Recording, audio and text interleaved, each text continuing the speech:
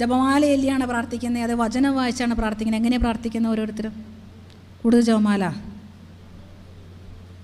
പ്രാർത്ഥിക്കും എങ്ങനെയാണേലും, അല്ലേ? ഓക്കെ. എന്നോട് പരിശുദ്ധ അമ്മ പറയണം, അമ്മയെക്കുറിച്ച് 2 വാക്ക് പറയാതെ പോകരുതെന്നാ. അതുകൊണ്ട് അമ്മയെക്കുറിച്ച് 2 വാക്ക് വെക്കാം. പ്രിയപ്പെട്ടവരെ, അമ്മയെ അറിഞ്ഞാൽ ഈശോയെ അറിയാം. അമ്മയെ അറിഞ്ഞാൽ യേശു ജനിച്ചപ്പോൾ ആദ്യം കണ്ട മുഖം ആരുടെയാ? യേശു കുരിശിൽ മരിക്കുമ്പോൾ അവസാനം കണ്ട മുഖം ആരുടെയാ? ഈശോ ജനിച്ചപ്പോൾ ആദ്യം കിടന്ന മടിത്തട്ട് ആരുടെയാ? ഈശോ മരിച്ചു കഴിഞ്ഞ് അവസാനം കിടന്ന മടിത്തട്ട് ആരുടെയാ? ഈ അമ്മയായിരുന്നു മകൻ്റെ ശക്തി. അപ്പോൾ അമ്മയെ അറിഞ്ഞ അമ്മ എല്ലാം എടുത്തുകൊണ്ട് പുത്രൻ്റെ ഒപ്പം. പരിശുദ്ധ അമ്മ വഴി ദൈവത്തോടുള്ള പ്രാർത്ഥനയാണ് ജപമാല. ദേവാലയങ്ങളിൽ ഏറ്റവും പ്രധാനപ്പെട്ട പ്രാർത്ഥന വിശുദ്ധ കുർബാനയെങ്കിൽ നമ്മുടെ എല്ലാ കുടുംബങ്ങളിൽ ഏറ്റവും പ്രധാനപ്പെട്ട പ്രാർത്ഥനയാണ് ജപമാല. എന്നോട് ഒരാൾ ചോദിച്ചു, സുവിശേഷത്തിൽ ജപമാലയെക്കുറിച്ച് ഒന്നുമില്ലല്ലോ, പിന്നെ എന്തിനാ ജപമാല ചെല്ലുന്നത്? എന്തെങ്കിലും ഉണ്ടോ ജപമാലയെക്കുറിച്ച് സുവിശേഷത്തിൽ? ഉണ്ടോ? പിന്നെ എന്തിനാ ചെല്ലുന്നത്? സുവിശേഷത്തിൽ ജപമാലയെക്കുറിച്ച് ഒന്നുമില്ലെങ്കിലും ജപമാല മുഴുവൻ സുവിശേഷമാണ്, അല്ലേ? സുവിശേഷത്തിൽ ജപമാലയെക്കുറിച്ചില്ലെങ്കിലും സുവിശേഷം മുഴുവനും ജപമാലയിലുണ്ട്. ചാവറേച്ചൻ പറയുന്നുണ്ട്, മാലയിൽ കൊടുത്ത സുവിശേഷമാണ് ജപമാലയെന്ന്. പോൾ 6-ാമൻ പാപ്പ പറയുന്നുണ്ട്, സുവിശേഷത്തിൻ്റെ സംക്ഷേപമാണ് ജപമാലയെന്ന്. നമ്മൾ ഈ ജപമാല ചെല്ലുമ്പോൾ തിരുവചനം ഉരുവിട്ടാ പ്രാർത്ഥിക്കുക. വചനത്തിൻ്റെ ശക്തിയെക്കുറിച്ച് നാം കേട്ടല്ലോ. വചനം ഉരുവിട്ടാ. ലൂക്ക 1:34, ദൈവകൃപ നിറഞ്ഞവളെ സ്വസ്തി, കർത്താവ് നിന്നോടുകൂടെ. ആരുടെ വാക്കുകളാ? ഒക്കെ പറ. പലർക്കും അറിയത്തില്ല ആരുടെ വാക്കുകളാണ്. എൻ്റെ അപ്പച്ചൻ ഗൾഫിൽ നിന്നൊരു പാഴ്സൽ അയച്ചു, പോസ്റ്റ്മാൻ എനിക്ക് കൊണ്ടുവന്ന് തന്നു. ആരുടെ പാഴ്സലാണത്? പോസ്റ്റ്മാൻ്റെ. ദൈവകൃപ നിറഞ്ഞവളെ സ്വസ്തി, കർത്താവ് നിന്നോടുകൂടെ. ആരുടെ വാക്കുകളാണ്?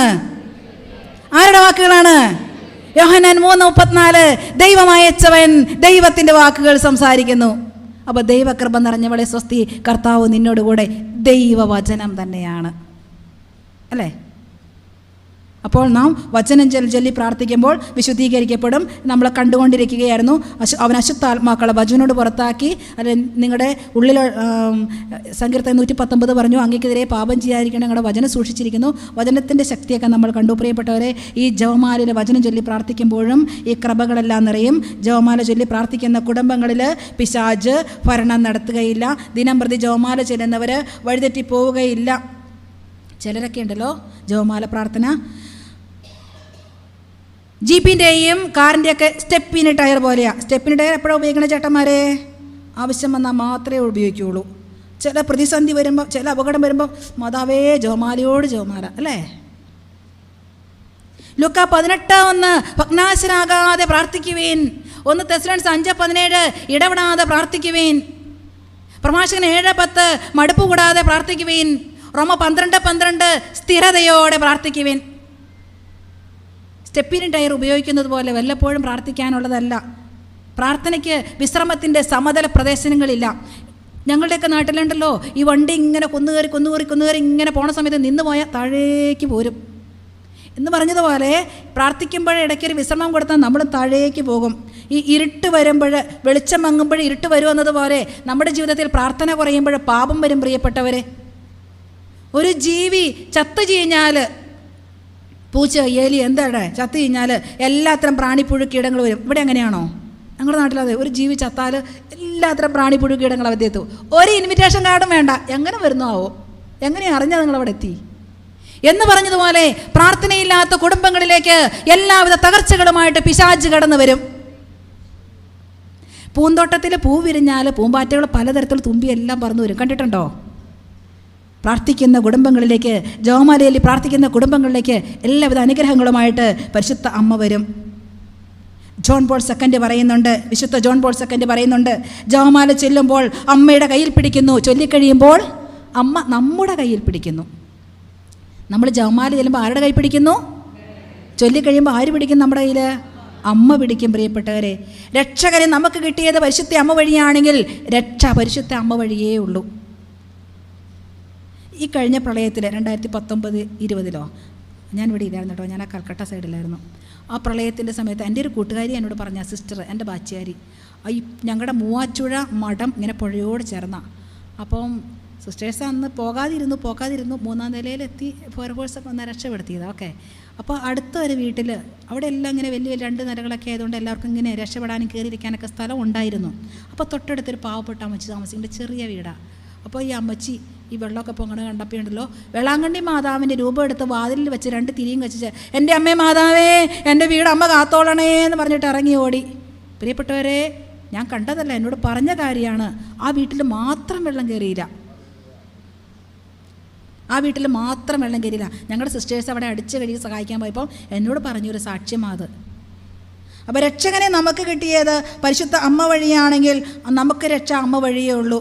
ഈശോ ഭൂമിയിലേക്ക് ഇറങ്ങി വന്ന ഗോവണിയാണ് പരിശുദ്ധ അമ്മയെങ്കിൽ നമുക്ക് ഈശോയിലേക്ക് കയറിപ്പോകാനുള്ള ഗോവണി കൂടിയാണ് അമ്മ. മറിയം വഴി ഈശോയിലേക്ക്. അമ്മയെ അറിഞ്ഞാൽ ഈശോയെ അറിയാം, അമ്മയോടൊപ്പം ഈശോയെ കാണാം.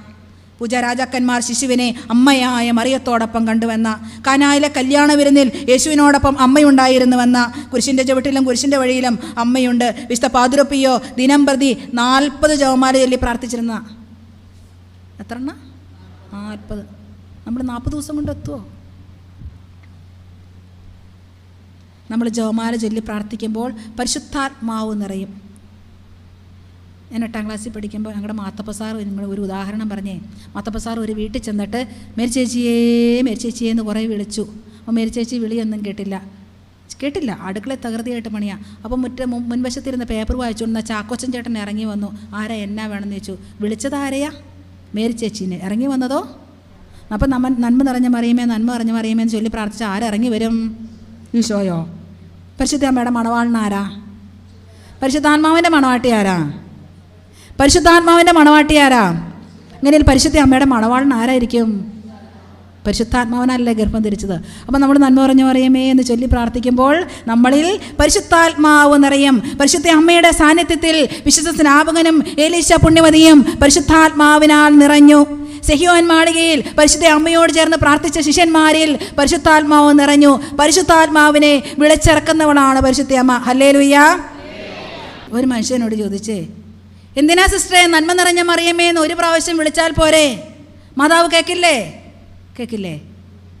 പിന്നെ എന്തിനാ ഒരേ ജപം വീണ്ടും ചൊല്ലിക്കൊണ്ടിരിക്കണേ? ഒരേ ജപം വീണ്ടും ആവർത്തിക്കുന്നത് വിരസത തോന്നുന്നില്ലേ? ഇല്ല. ഞാനും ചോദിച്ചു, ചേട്ടാ കരിപ്പാത്രം കൂടുതൽ തേക്കുമ്പോൾ, ചേട്ടന്മാർക്ക് അറിയത്തില്ല, ചേച്ചിമാരെ കരിപ്പാത്രം കൂടുതൽ തേക്കുമ്പോൾ തിളങ്ങും അല്ലേ? കത്തി കൂടുതൽ തേക്കുമ്പോൾ മൂർച്ചയുണ്ടാകും. അപ്പം എന്ന് പറഞ്ഞതുപോലെ നമ്മൾ കൂടുതൽ ആവർത്തിച്ച് ചെല്ലുമ്പോൾ യോഹന്നാൻ 15:3 എൻ്റെ വചന നിമിത്തം നിങ്ങൾ ശുദ്ധിയുള്ളവരായിരിക്കുന്നു. വീണ്ടും മൂർച്ച വരുത്തുമ്പോൾ ദൈവത്തിൻ്റെ വചനം സജീവവും ഊർജ്ജസ്വലവുമാണ്. ഇരുതലവാളിനേക്കാൾ മൂർച്ചയേറിയതാണ്. നമ്മളും കൂടുതൽ പവറുള്ളവരായി, ശക്തിയുള്ളവരായി മാറും, മൂർച്ചയുള്ളവരായി മാറും. ഹല്ലേലൂയ. വേണോ? വേണമെങ്കിൽ ജപമാലയിൽ പ്രാർത്ഥിച്ചോ. അപ്പോൾ ജപമാല എത്രമാത്രം ചൊല്ലുന്നുവോ അത്രമാത്രം പരിശുദ്ധാത്മാവിനാലും കൃപയാലും നിറയും. ഹല്ലേലൂയ. 2-3 പേരുടെ കണ്ണൊക്കെ അടഞ്ഞു പോകണ്ട, അടുത്ത് നിന്ന് കൊട്ടിക്കേ ഹല്ലേലൂയ. എനിക്കറിയാം അവിടെ അതേ പണക്കമുള്ളിരിക്കുന്നുണ്ട്. ഹല്ലേലൂയ. ഈശോയെ നന്ദി, ഈശോയെ സ്തുതി. ഒരു കഥ പറയാം, എന്നാൽ പിന്നെ ഉറക്കം പൊക്കോളും. ഒരു കൃഷിക്കാരനുണ്ടല്ലോ, ഒരു കൃഷിക്കാരന് ഒരു ആപ്പിൾ കിട്ടിയപ്പോൾ കൃഷിക്കാരനത് രാജാവിന് കൊടുക്കണമെന്ന് ആഗ്രഹം. ഈ കൃഷിക്കാരന് ഈ ആപ്പിളുമായിട്ട് രാജകൊട്ടാരത്തിൽ ചെന്നപ്പം രാജാവ് ഉണ്ടായില്ല. അദ്ദേഹം രാജ്ഞിയുടെ കയ്യിൽ കൊടുത്തിട്ട് തിരിച്ചു പോന്നു. രാജ്ഞി എന്ത് ചെയ്തു? കഴിച്ചില്ല. രാജ്ഞി അത് പൂക്കളാൽ അലങ്കരിച്ച് സ്വർണ്ണ തളികയിൽ വെച്ച് പളുങ്ക് പാത്രത്തിൽ വെച്ച് രാജാവ് വന്നപ്പോൾ കൊണ്ടേ കൊടുത്തു. അപ്പോൾ രാജാവിന് ഈ ആപ്പിളിനെക്കാർ ഇഷ്ടപ്പെട്ടത് ഭയങ്കരമായിട്ട് അലങ്കരിച്ച് പൂക്കളാൽ അലങ്കരിച്ച് സ്വർണ്ണ തളികയെ പളുങ്ക് പാത്രത്തിൽ വെച്ച് കൊടുത്തതാണ്. ഇതാരാണ് കൊണ്ടുവന്നതെന്ന് അന്വേഷിച്ചു. ഒരു കൃഷിക്കാരനാണെന്ന് പറഞ്ഞു. ഈ കൃഷിക്കാരനെ വിളിച്ച് ധാരാളം സ്വർണ്ണ നാണയങ്ങൾ കൊടുത്തുവിട്ടു. ഇതുപോലെ പ്രിയപ്പെട്ടവരെ, പരിശുദ്ധ അമ്മയുടെ വിമല ഹൃദയത്തിന് ഒരു കാര്യത്തെ പ്രതിഷ്ഠിച്ചാൽ അമ്മ അത് തൻ്റെ പുത്രന് ഇഷ്ടമുള്ളതാക്കി തീർത്ത്, പൂക്കളാൽ അലങ്കരിച്ച് അവനിഷ്ടമുള്ളതാക്കി തീർത്ത് അവൻ്റെ കൈ കൊണ്ടേ കൊടുത്ത് നമുക്ക് അനുഗ്രഹം നേടിത്തരും. ഫാത്തിമയിൽ പ്രത്യക്ഷപ്പെട്ട പരിശുദ്ധ അമ്മ പറയുന്നുണ്ട്, നിങ്ങൾ നിങ്ങളെ തന്നെയും ലോകത്തെ മുഴുവനും വിമല ഹൃദയത്തിന് പ്രതിഷ്ഠിക്കുക. സാത്താനെതിരെയുള്ള പോരാട്ടത്തിൽ ഞാൻ നിങ്ങളെ ഉറപ്പായി സഹായിക്കും. വിളിച്ചാൽ വിളിച്ചെടുത്ത് വരുന്നവളെ പരിശുദ്ധ അമ്മ. അമ്മയുടെ മാധ്യസ്ഥം സ്വർഗത്തിന് നിഷേധിക്കാൻ പറ്റില്ല. കാരണം എന്താ? അമ്മയുടെ മാധ്യസ്ഥം സ്വർഗത്തിന് നിഷേധിക്കാൻ പറ്റില്ല. കാരണമുണ്ട്. സ്വർഗം ചോദിച്ചത് അമ്മ കൊടുത്തത് കൊണ്ട് അമ്മ ചോദിക്കുന്നത് സ്വർഗം നിഷേധിക്കില്ല. അന്ന് തൻ്റെ പുത്രൻ ഈ ഭൂമിയിൽ അവതരിക്കാൻ ഒരു ഗർഭപാത്രം ചോദിച്ചപ്പോൾ അമ്മ നോ പറയാത്തത് കൊണ്ട്, സ്വർഗം ചോദിച്ചത് അമ്മ കൊടുത്തത് കൊണ്ട് അമ്മ ചോദിക്കുന്നത് സ്വർഗം നിഷേധിക്കില്ല. പ്രിയപ്പെട്ടവരെ, ഹല്ലേലൂയ. സ്വയേ നന്ദി, സ്വയേ സ്തുതി, സ്വയേ സ്തുതി. നമുക്കറിയത്തില്ലേ ലൂർദിലെ പരിശുദ്ധ അമ്മ പ്രതിഷ്ഠപ്പെട്ട സ്ഥലത്ത് തളർന്നു പോയൊരു കൊച്ചിനെ കൊണ്ടേ കിടത്ത കാര്യം അല്ലേ? ഒന്ന് പറയാമോ? ആ ചേച്ചിക്കറിയാം? ഇല്ല, ഇത് ചേച്ചിക്ക് അറിയത്തില്ല. ഒരു ചേച്ചിക്ക് അറിയാൻ പാടില്ലെന്ന് പറഞ്ഞപ്പോൾ ആ ചേച്ചിക്ക് വേണ്ടി ഞാൻ പറയട്ടെ. ലൂർദിലെ പരിശുദ്ധ അമ്മ പ്രതിഷ്ഠപ്പെട്ട സ്ഥലത്ത് ഇങ്ങനെ രോഗികളെ ഇങ്ങനെ കൊണ്ടുവന്ന് കിടത്തും. അപ്പോൾ ദിവ്യകാരുണ്യ ഈശോ ഇങ്ങനെ ആശീർവദിച്ച് കടന്നു പോകുമ്പം അവിടെ കിടക്കുന്ന രോഗികൾക്കൊക്കെ സൗഖ്യം കിട്ടും. അങ്ങനെ മാതാപിതാക്കൾ തളർന്നു പോയൊരു കുഞ്ഞിനെ കൊണ്ടുവന്ന് കിടത്തി. ഒന്നാം ദിവസം ദിവ്യകാരുണ്യ ഈശോ ആശീർവദിച്ച് കടന്നുപോയി. കുഞ്ഞിന് സൗഖ്യം കിട്ടിയില്ല. അവിടെ കിടന്ന എല്ലാവർക്കും സൗഖ്യം കിട്ടി. രണ്ടാം ദിവസവും ദിവ്യകാരുണ്യ ഈശോ ആശീർവദിച്ച് കടന്നുപോയി. ആ കുഞ്ഞിന് മാത്രം സൗഖ്യം കിട്ടിയില്ല, എല്ലാവർക്കും സൗഖ്യം കിട്ടി. മൂന്നാം ദിവസവും ദിവ്യകാരുണ്യ ഈശോ കടന്നുപോയി. കുഞ്ഞിന് സൗഖ്യം കിട്ടുന്നില്ല. ഈശോ അങ്ങ് കടന്നുപോയി കഴിഞ്ഞപ്പോൾ കുഞ്ഞ് തിരിഞ്ഞു നോക്കി ഈശോയോടൊന്ന് പറഞ്ഞു, ഈശോയെ, നീ ഇന്നും എന്നെ തൊടാതെ പോയാൽ ഞാൻ നിൻ്റെ അമ്മയോട് പറയും. ആ നിമിഷം കൊച്ചിന് സൗഖ്യം കിട്ടി. അപ്പോൾ അമ്മയോട് പറയുമെന്ന് പറഞ്ഞാൽ മതി കേട്ടോ, കാര്യങ്ങളൊക്കെ വേഗം നടന്നുകൊള്ളും. അതാ നമ്മുടെ അമ്മയുടെ ശക്തി. ഞാൻ ഈ പാലക്കാട് വെച്ച് ഒരു കരിമ്പാൻ സ്കൂളിൽ ഒരു കുട്ടിയോട് സംസാരിച്ചുകൊണ്ടിരിക്കുക. അഞ്ജു എന്നാ പേര്. അന്ന് 9ാം ക്ലാസ്സിലൊക്കെ ആയിരിക്കുക കൊച്ച്. ഇന്നിപ്പോൾ ഡിഗ്രി ഒക്കെ കഴിഞ്ഞാണ്, കുറേ നാൾ കഴിഞ്ഞില്ലേ. അപ്പോൾ ഈ കൊച്ചിന് മാതാവിനോട് ഭയങ്കര ഭക്തി. എന്താ മോനെ നിനക്ക് അമ്മ മാതാവിനോട് ഇത്ര ഭക്തി? അപ്പോൾ അവൾ പറയുകയാണേ, ഒരു അരമണിക്കൂർ ബദിനി സ്കൂളിലാണ് പഠിക്കുന്നത്. വീട്ടിൽ നിന്ന് ഒരു അരമണിക്കൂർ നടന്നു വരണം മണ്ണിട്ട വഴിയിലൂടെ. അപ്പോൾ അവൾ ജവമാല ചൊല്ലി എന്നും വരുന്നത്, സ്കൂളിൽ വരുന്നത്, പോകുന്നതും അങ്ങനെ തന്നെ. അപ്പോൾ ഒരു ദിവസം അവളുടെ വീട്ടിൽ ഒത്തിരി കടബാധ്യതയുണ്ട്. അപ്പോൾ അവളുടെ ഡാഡി കുറച്ച് പൈസ ആർക്കോ കൊടുക്കാൻ വേണ്ടി വാങ്ങിക്കൊണ്ട് വന്ന വഴിക്ക് അത് നഷ്ടപ്പെട്ടു. മൊബൈൽ കവറിനുള്ളിൽ വെച്ചുകൊണ്ടാണ് വന്നത്, പക്ഷേ എവിടെ നഷ്ടപ്പെട്ടതെന്നറിയില്ല. അത് കഴിഞ്ഞ് വെള്ളി ശനി ദിവസങ്ങളിൽ ഈ മണ്ണിട്ട വഴിയിലൂടെ അങ്ങോട്ടും ഇങ്ങോട്ടൊക്കെ നോക്കി സാധനം കിട്ടുന്നില്ല. ഭയങ്കര സങ്കടം. തിങ്കളാഴ്ച ഈ കുഞ്ഞ് സ്കൂളിൽ പോരാൻ നേരത്ത് ഈ ഡാഡിയുടെ ദുഃഖിക്കുന്ന മുഖവും കണ്ടുകൊണ്ട് ഇറങ്ങുമ്പോൾ അവൾ വീണ്ടും തൻ്റെ ജവമാല കരങ്ങളിലെടുത്ത് ചൊല്ലി നടന്നു വരികയാണ്. വഴിയുടെ മധ്യത്തിലെത്തിയപ്പോൾ അവളുടെ കയ്യിൽ നിന്ന് ജപമാല താഴെ പോയി. ഈ ജപമാല എടുക്കാൻ കുനിഞ്ഞ കുഞ്ഞ് ആ ജപമാല വീണ സ്ഥലത്ത് മൊബൈൽ കവറിനുള്ളിൽ മണ്ണിൽ പൂണ്ട് കിടക്കുന്ന പണം കണ്ടെത്തുകയാണ്. നടന്ന സംഭവമാണ്. അതാ നമ്മുടെ അമ്മ. ഞാൻ ഈ സൺഡേ ശാലോം പേപ്പറിൽ ഞാൻ വായിച്ച ഈ കോഴിക്കോട് സൈഡിൽ ഒരു ചേച്ചി കൊച്ചും അനിയത്തി കൊച്ചും ഇങ്ങനെ കളിച്ച് നടക്കുകയാണ്. അവർ കളിച്ച് കിണറ്റിൽ വീണു. ചേച്ചി കൊച്ചിന് ചാടി പിടുത്തം കിട്ടി. നിങ്ങൾ വായിച്ചിട്ടുണ്ടാവും ഈ മോട്ടറിൻ്റെ പൈപ്പിൽ. അനിയത്തി കൊച്ചിന് പിടുത്തം കെട്ടി ചേച്ചി കൊച്ചിൻ്റെ ജപമാലയിൽ. അവർ സാക്ഷ്യമായിട്ടിട്ടതാണ്. ഒരു വള്ളിച്ചരുടെ ജപമാലയിൽ, കുഞ്ഞു ജപമാലയിൽ അനിയത്തി കുഞ്ഞ് തൂങ്ങിക്കിടന്നു. ജപമാലയുടെ ശക്തി. കാനായിൽ വീഞ്ഞായ വെള്ളത്തിൻ്റെ പ്രത്യേകത എന്താ? കാനായിൽ വീഞ്ഞായ വെള്ളത്തിൻ്റെ പ്രത്യേകത എന്താണ്? അത് മേൽത്തരം വീഞ്ഞായി മാറി. എൻ്റെ ജീവിതവും മേൽത്തരമാകണമെങ്കിൽ ഞാൻ അമ്മയോട് പറയണം. അമ്മ ഈശോയോട് പറയും. യേശുവിൻ്റെ സ്പർശനമാണ് അവിടെ മാറ്റമുണ്ടാക്കിയത്. യേശു വെള്ളത്തെ തൊട്ടപ്പോൾ അത് വീഞ്ഞായി, വീഞ്ഞിനെ തൊട്ടപ്പോൾ അത് രക്തമായി മാറി. പ്രിയപ്പെട്ടവരെ, യേശു നമ്മയും തൊടും, നമ്മുടെ ജീവിതവും മേൽത്തരമാകും. നമ്മുടെ കുടുംബത്തിൽ അമ്മയ്ക്ക് സ്ഥാനം കൊടുത്താൽ വീഞ്ഞില്ല എന്ന കുറവ് പരിഹരിച്ച അമ്മ നമ്മുടെ കുടുംബത്തിലെ കുറവുകളെ പരിഹരിക്കും. ഹല്ലേലൂയ. അമ്മയെ കൈവിട്ടു പോകരുത്. അമ്മയുടെ കൈവിട്ടു പോകരുത്. പറഞ്ഞേ, അമ്മയെ കൈവിട്ടു പോകരുത്. കുട്ടികളുടെ ധ്യാനം നടക്കുക. കുട്ടികളുടെ ധ്യാനം നടക്കുന്ന സമയത്ത് മുമ്പിലിരിക്കുന്ന 2 കുട്ടികൾ ഈ ജവമാല പിടിച്ച് അങ്ങോട്ടും ഇങ്ങോട്ടും വലിക്കുന്നു, കളിക്കുന്നു. ഉഴപ്പല്ലേ കുഞ്ഞെ, മാറ്റിയിരുത്തി. അത് കഴിഞ്ഞ് ജമാല ചെല്ലാനായിട്ട് ഗ്രൂപ്പ് തിരിച്ച് പുറത്തേക്ക് വിട്ടു. അപ്പോഴും ഇങ്ങനെ കല്ല് പെറുക്കി കളിക്കുക. എടാ കല്ല് പെറുക്കി കളിക്കില്ലേടാ, ജമാല ചെല്ലാൻ വിട്ടതല്ലേ. അപ്പോൾ പറയുക, എനിക്ക് ജപമാല ഇല്ലാത്തത് കൊണ്ട് ഞാൻ കല്ല് പെറുക്കി എണ്ണുന്നതാണെന്ന്. പ്രിയപ്പെട്ടവരെ, വീട്ടിലെ ഷെൽഫിലെ കയ്യിലെ അലമാരയിലെ ജപമാല കുന്നുകൂടുമ്പോഴും ജപമാല ചൊല്ലി പ്രാർത്ഥിക്കാൻ സമയമില്ലെങ്കിൽ പരിശുദ്ധ അമ്മയോർത്ത് കരയാതിരിക്കട്ടെ.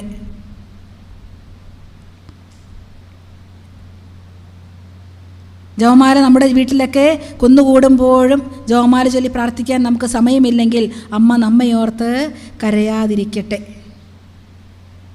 അമ്മയെ പലരും കുറ്റം പറയും, വേറെ മക്കളുണ്ടെന്ന്. കേട്ടിട്ടുണ്ടോ?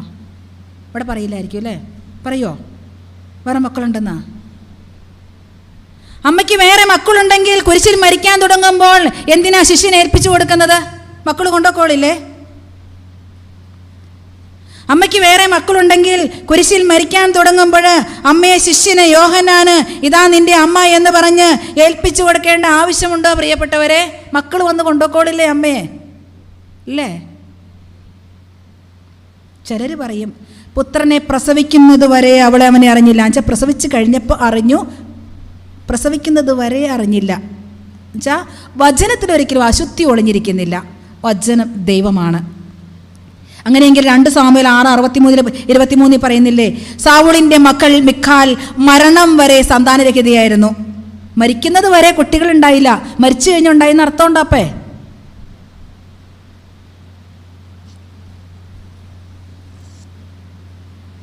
വിശുദ്ധ യോഹന്നാൻ്റെ സുവിശേഷം 19:25 പറയുന്നു, കാൽവരിയിലെ കുരിശുമരണത്തിൽ കുരിശിനരികെ അവൻ്റെ അമ്മയും അമ്മയുടെ സഹോദരിയും ക്ലോപ്പാസിൻ്റെ ഭാര്യ മറിയവും മഗ്ദലന മറിയവും നിൽപ്പുണ്ടായിരുന്നു. കുറേ മറിയൊക്കെ കുരിശിൻ്റെ ചുവട്ടിലുണ്ടായിരുന്നെന്ന് വചനം പറയുന്നു. നമ്മൾ ആദ്യം ചേർന്ന് നിൽക്കേണ്ടത് ക്രൂശിതനോടാണ്, വചനത്തോടാണ്, വിശുദ്ധ കുർബാനയോടാണ്, ഈശോയോടാണ് നമ്മൾ ആദ്യം ചേർന്ന് നിൽക്കേണ്ടത്. അടുത്ത വാക്യം, യേശു തൻ്റെ അമ്മയും താൻ സ്നേഹിച്ച ശിഷ്യനും അടുത്ത് നിൽക്കുന്നത് കണ്ടു. നമ്മൾ രണ്ടാമത് ചേർന്ന് നിൽക്കേണ്ടത് എവിടെയാണ്? പരിശുദ്ധ അമ്മയോട്. ആദ്യം നാം ചേർന്ന് നിൽക്കേണ്ടത് ഈശോയോട്, രണ്ടാമത് ചേർന്ന് നിൽക്കേണ്ടത് പരിശുദ്ധ അമ്മയോട്. ഹല്ലേലൂയ. ഈശോയെ നന്ദി, ഈശോയെ നന്ദി. യോഹന്നാനെ കുറിച്ച് പറയുന്നില്ലേ, അവൻ യേശുവിൻ്റെ വക്ഷസിൽ ചാരിക്കിടന്നു. പക്ഷെ പേര് പറയുന്നില്ല അല്ലേ? യേശു സ്നേഹിച്ചിരുന്ന ശിഷ്യൻ അവൻ്റെ വക്ഷസിൽ ചാരിക്കിടന്നിരുന്നു. യേശു സ്നേഹിച്ചിരുന്ന ശിഷ്യൻ മുമ്പേ ഓടി. യേശു സ്നേഹിച്ചിരുന്ന ശിഷ്യൻ പറഞ്ഞു അത് കർത്താവാണ്. എന്തിവിടെ പേര് പറയാത്ത യോഹന്നാനെന്ന്? യേശു സ്നേഹിച്ചിരുന്ന ശിഷ്യനെ പറയുന്നുള്ളൂ, ബിലൗഡ് ഡിസൈപ്പിൾ എന്ന്. എന്താ പേര് പറയാത്ത പ്രിയപ്പെട്ടവരെ? പേരിങ്ങോട്ട് പറഞ്ഞുകൂടായിരുന്നോ?